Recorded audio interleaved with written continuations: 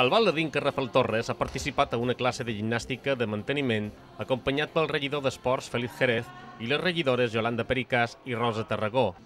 Aquesta iniciativa té com a finalitat animar a tots els inquers i inqueres a practicar més esport i a publicitar les activitats municipals que enguany han tingut un èxit enorme.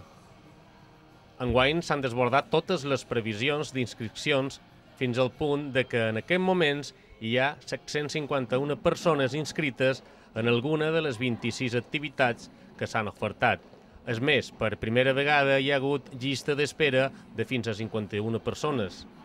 Des de l'àrea d'esports s'atribueix aquest increment a diferents circumstàncies. Per una part, s'ha de tenir en compte la cada vegada major conscienciació de les persones a la importància de practicar esport i de dur hàbits de vida saludables. Per un altre costat, tenim l'èxit dels darrers anys i la satisfacció dels ciutadans amb aquest servei i el fet que ha funcionat molt bé la publicitat boca a boca.